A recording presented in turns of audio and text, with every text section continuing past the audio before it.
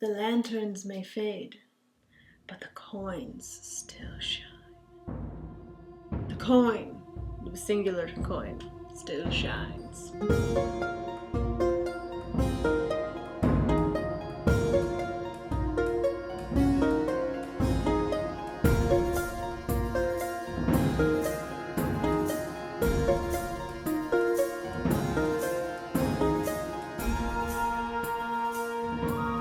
Hey friends, it is Jenna, what is up, and welcome back to the Board Game Garden. We're trying out a new mic today, so let me know down in the comments if it sounds better, if it doesn't sound better. I just do not want to sound like I am in a tin can, which a few people have commented on past videos, that I sound like I'm in a tin can. So, does it sound like that anymore?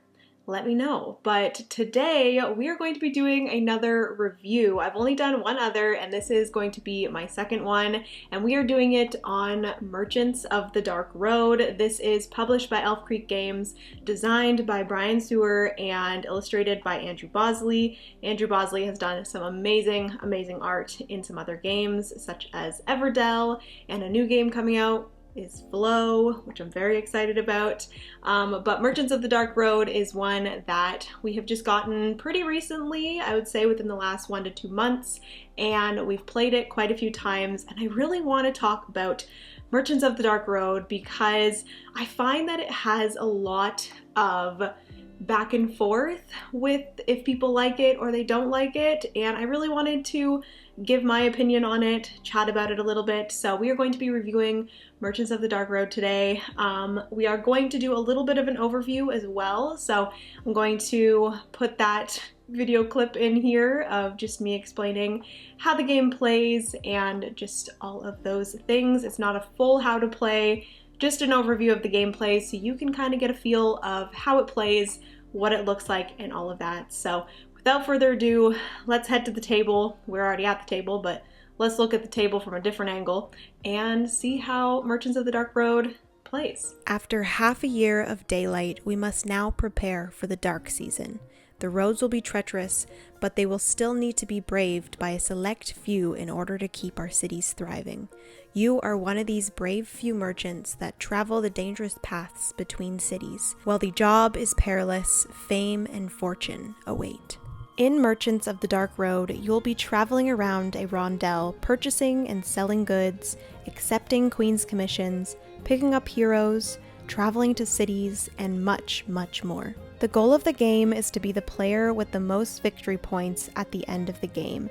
The challenge is that the victory points are made up of either your total money or prestige.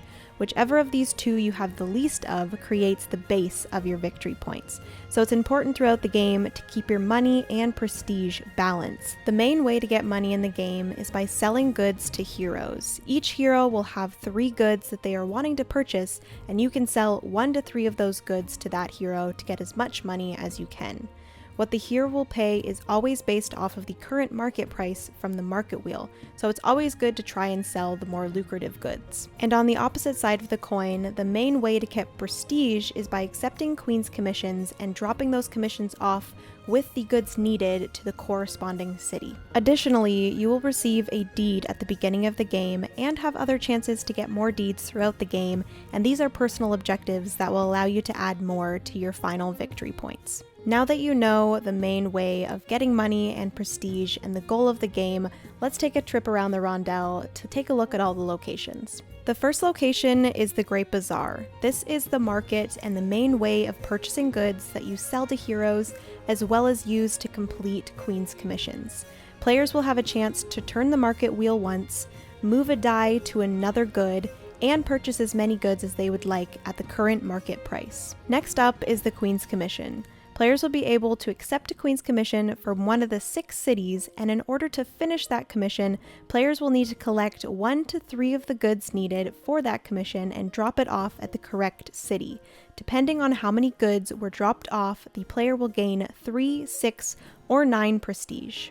Moving on to the third location, that is Jurg's Excursion. This is compiled of both the Ruins of Yin and Travel, which we're not going to get too much into travel, but this is where players will have the opportunity to travel to different cities, whether that is traveling themselves or with another player, and being able to drop off heroes and drop off queen's commissions. Players can also choose to go to the ruins of Yin, and this is a great place to get upgraded goods. Upgraded goods will get you more points and helpful items when selling them to heroes. Next up is the Dark Market. This is another great way to get goods to use for heroes and queen's commissions, and you can also get additional deeds and additional commissions here as well. And lastly, we have the Ringway Inn. This is where players can sell goods to heroes based on the current market price. Once the player sells to a hero, the hero will join them, give them a reward, and need to be dropped off at their stated city for additional money or prestige, depending on the city that they are dropped off in. So that is everything for the main board, aside from the 4 additional buildings that are added at the beginning of the game. But now that we are finished with that, let's talk quickly about the player boards. These are the player's wagons, which has room for the player's steed, which is a card that you get at the beginning of the game that gives you a unique power. It also has room for the player's goods, which must fit in the space given, their lanterns for travel, the horseshoes that allow the player to move forward 1 additional time or backwards, blazing quartz, which allow players to use companions' abilities, which companions are acquired while traveling, as well as the player's dice. The dice will determine the amount of steps taken on the rondel, as well as determining which action or actions can be done on the player's turn. On a player's turn, they will choose to move 1 of the 3 die up. That number will then determine how many steps that player can take and represent the 1 action that they can take on one of the adjacent locations and the space that they end up in. For example, this player could either take the Queen's Commission or Yurg's Excursion. The die moved also activates a bonus depending on the space the die was in. Left gets the player a good, right gets the player 2 coins or allows them to move the market wheel once, and the middle gets the player a lantern or allows them to use their illuminated die. An illuminated die will allow the player to do a second action either in the adjacent location or at the building adjacent to them. The building placed on the board will be changed to game and can only be activated with an illuminated die. And that's it. That is everything for the overview of Merchants of the Dark Road. So that is a little overview, or actually a pretty big overview of how Merchants of the Dark Road plays. I didn't want to do a full on how to play, but I did want to do a pretty good overview just so you guys can see how the gameplay is, what it looks like, and all of that. Like I said, I did leave out some of like the smaller stuff, which I'm sure you could find in other videos here on YouTube. If with this review you end up wanting to pick up Merchants of the Dark Road, you know, there are a ton of how to plays out there, so you can go check those out. But let's get into my review of Merchants of the Dark Road. If this is your first review on my channel that you're watching, I've only done one other one, but I really want to start doing more reviews here, and I really love a good structured review. So I have 5 categories that we're going to be going through. First one is theme, second one is gameplay, third is, what's third? Replayability or art. Fourth is replayability or art.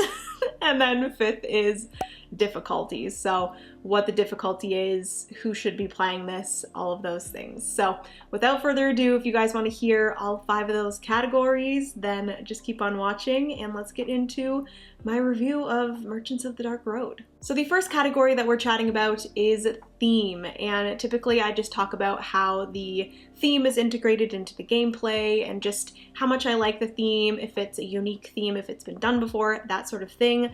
So Merchants of the Dark Road is overall a merchant's theme. You are purchasing goods, you are selling goods, and I'm not gonna lie, that theme is pretty done already in a lot of other games.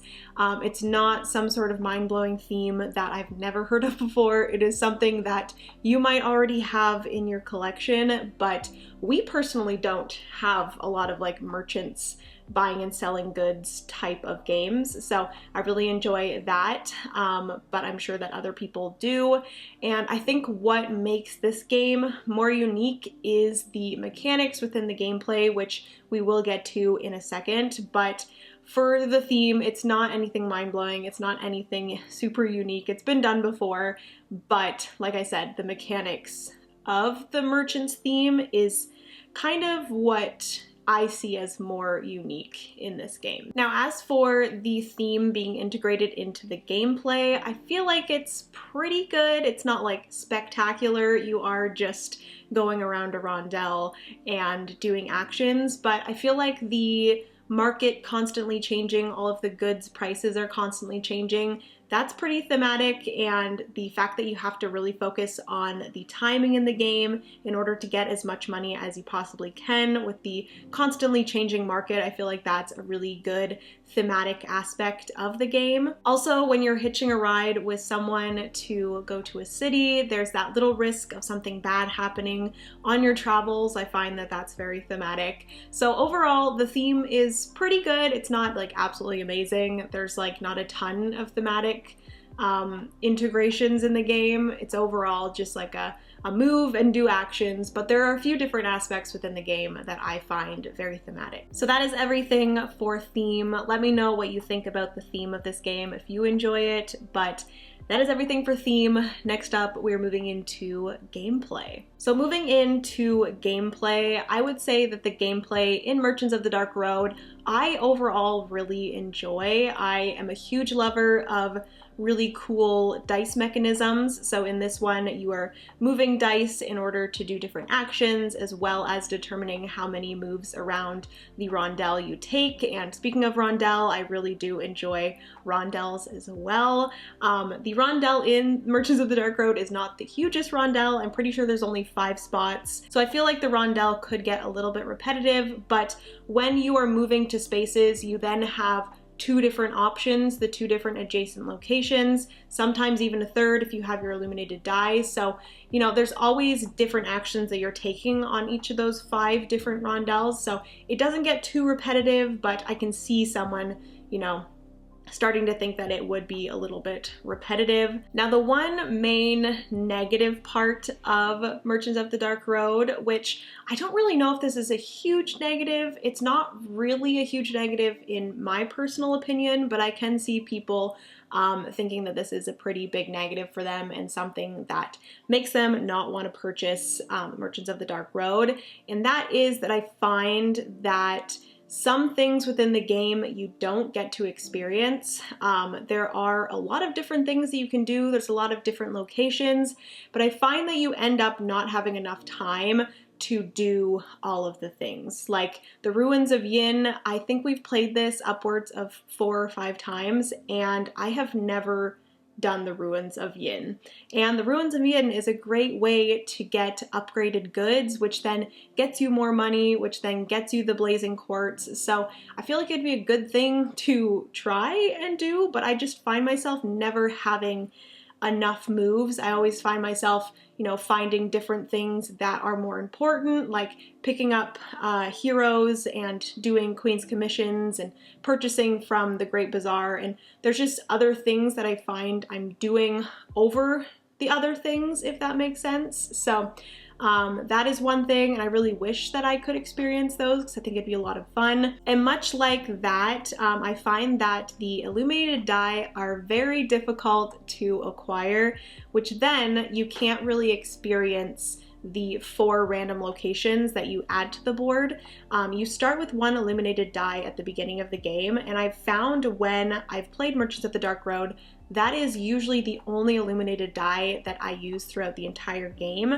The ways that you get illuminated die after the first one, because with illuminated dies, I don't know if I mentioned this in the overview, but when you use an illuminated die, that gets taken out of the game, and the only way to get one back is you either take one as a reward for traveling yourself, which if you travel alongside someone else, if you like hitch a ride with another player, you don't get rewarded. It's only the player that initiates the travel gets rewarded. So you can get one from there, and then you can also get one from using a blazing quartz on some certain companions. So it's a little bit difficult. I find when I'm wanting to get a reward from traveling myself, which honestly throughout the game you don't really travel yourself as much as you want to. I find myself trying to hitch rides with other players more than I'm traveling myself. Obviously, you could try to travel more yourself if you wanted to, but I find when I do that, the rewards that I want to take are the wagon upgrades, which granted you can only have one wagon upgrade unless you have a particular steed. And then I also enjoy getting like the extra coins if I happen to have a little bit less coins than my prestige. So there's always like another thing that I want to get before the illuminated die, and those ones can be really, really helpful because those allow you to access all of those buildings.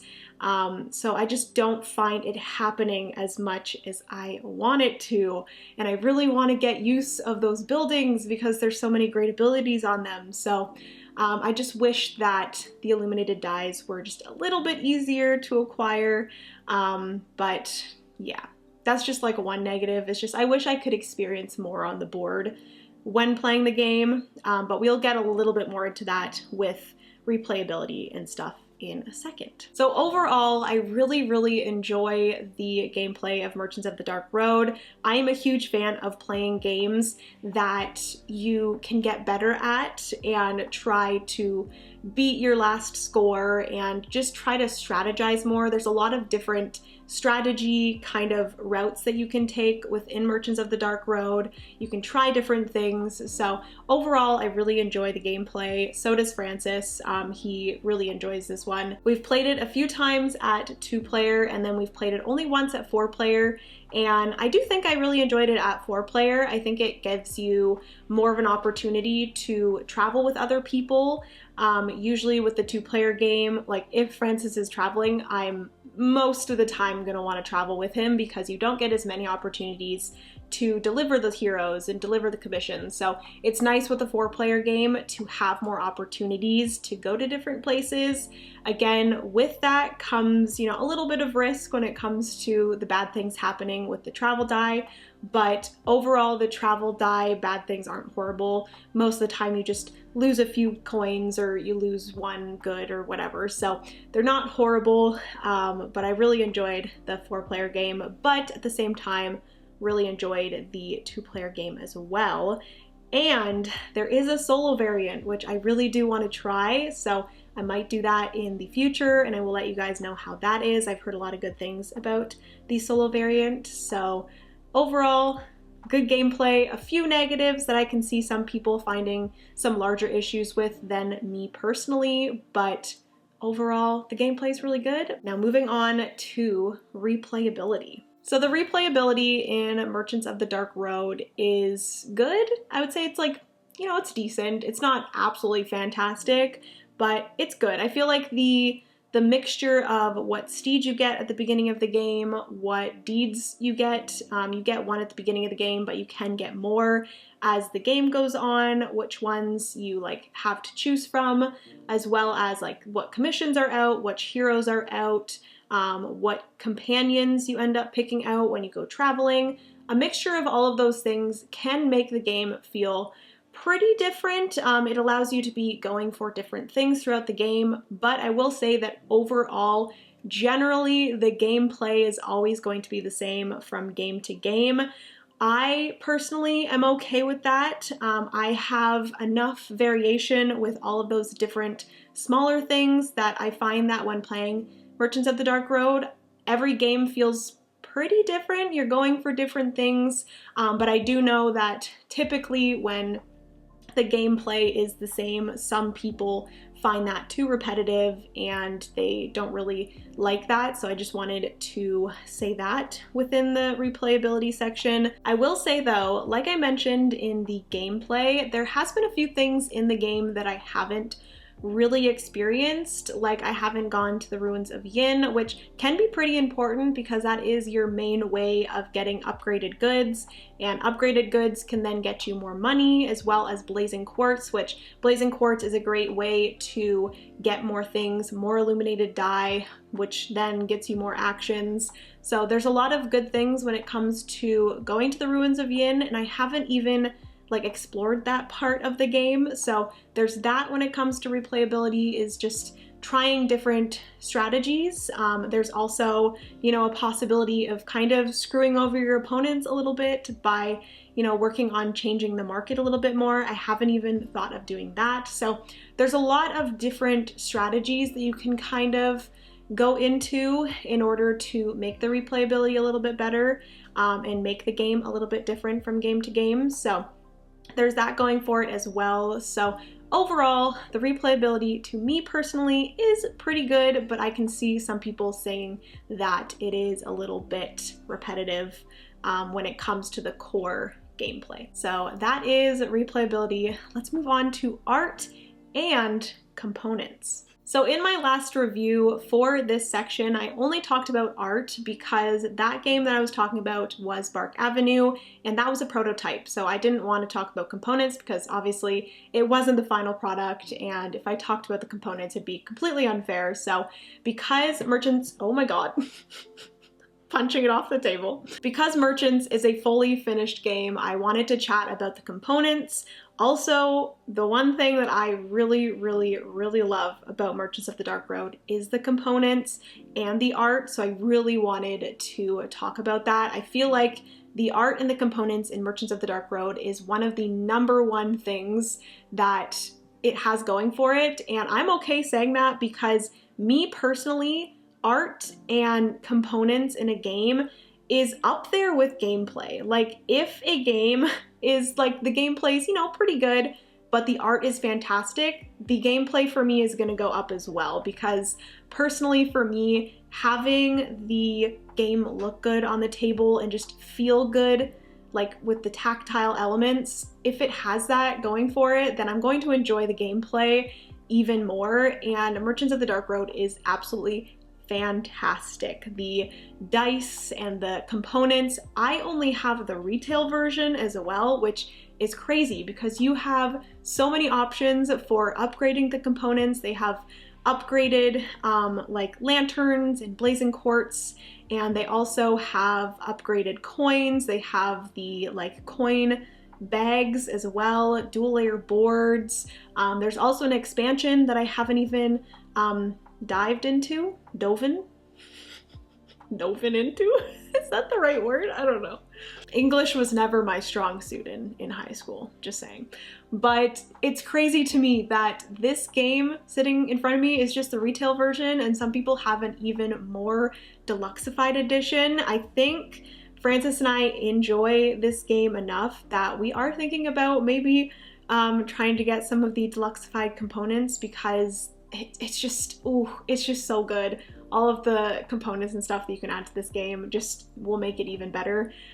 So overall, art and components for Merchants of the Dark Road is absolutely fantastic. If you are a big art person, Andrew Bosley has done an amazing job with the style of this game and the art. I just love the vibes of this game. And then also the components, again, are just absolutely fantastic and makes this game so good in my opinion, personally. So that is everything for art and components. Lastly, we are moving into difficulty. So lastly, we are moving on to difficulty. In the Bark Avenue review, I referred to this section as weight, but I kind of changed it to difficulty just to make it a little bit easier for newer gamers in the hobby to understand, because some people might not know that weight is not like the weight of the game, but the weight of how difficult the gameplay is. So this section will be called difficulty, and I also want to chat about like what types, not what types, but what skill level of a gamer this game would be good for. So when it comes to difficulty, I believe this game is on Board Game Geek. They have a range from 1 to 5 of difficulty, 5 being the most difficult, 1 being the easiest. I guess it's from 0 to 5, but 0 being the easiest. This is a 3.14 on Board Game Geek, so I would say it's pretty much in the middle, a slight bit more towards the most difficult. So I would say that this is what I refer to as a next step game. This is a good game for people that have recently got into the hobby. They have played quite a bit of games, but they're looking for that next game to just add a little bit more challenge and a little bit more difficulty, a few more things to think about throughout gameplay. This is a great one for you. I feel like it would be a little bit difficult for new gamers for sure, just because there are so many small little rules that you really have to pay attention to, as well as the iconography in this game is pretty insane. They have a whole page of a bunch of different icons. I would say that we still, to this day, after playing this like 4 or 5 times, we still have to go back and read those small little rules or look at the iconography page just to make sure we know what a certain card is saying or what one part of the board is saying. So I would say that this is a good one for those gamers that have already played some games that are looking for a game that's just a little bit more difficult with a little bit more to think about. So that is the difficulty of Merchants of the Dark Road. But at the same time, if you are a seasoned gamer, you've been in the hobby for a while, this is still a really, really good game with, like I said in the gameplay, still a lot of like different strategic routes you can take. So yes, that is difficulty, and that is everything for my review. So that is everything that I wanted to chat about Merchants of the Dark Road. Overall, I really personally enjoy Merchants of the Dark Road. I did mention some of the negative aspects, and I feel like the longer that we do own Merchants of the Dark Road, some of those negative things might eventually be a little bit worse, especially the replayability. Maybe if we end up playing this quite a bit throughout the next like 3 years, it might be a game that, you know, we're kind of sick of playing. But for now, I feel like it is such a fantastic game. Again, like I said, I really want to look into maybe getting some of the upgraded components because that's such a big part of gaming for me, as well as looking into the expansion. I would love to maybe show you guys some of the expansion in the future and see if that brings more to the table when it comes to Merchants of the Dark Road. But like I said, overall, this is a big thumbs up for me. I love Merchants of the Dark Road. It's great 2-player, it's great 4-player. Like I mentioned, I still want to try the solo gameplay, which we will see if I end up doing that on a solo Sunday over on my Twitch, which if you guys do not know, Francis and I stream board games over on Twitch. It's just the Board Game Garden, same name as here, and we do 2-player games on Tuesdays, Twosome Tuesdays, and then I also try to do solo games on Sunday for Solo Sunday. So if you guys want to go check that out, I definitely recommend. We also have a Discord, which I don't know why I'm like now just saying all of these things, but I would really love to have an awesome little community over there on Discord, chat about board games more. We also have a little bit of like video games over there as well, because I used to stream video games on Twitch as well. But if you want to join the Discord, you're welcome to. I'd love to chat about board games more over there with you guys. But yes, that is everything for the review. Hopefully you guys enjoyed, and hopefully you got a little bit of help when it comes to choosing if this is a game for you. I'm really trying to make my reviews very unbiased.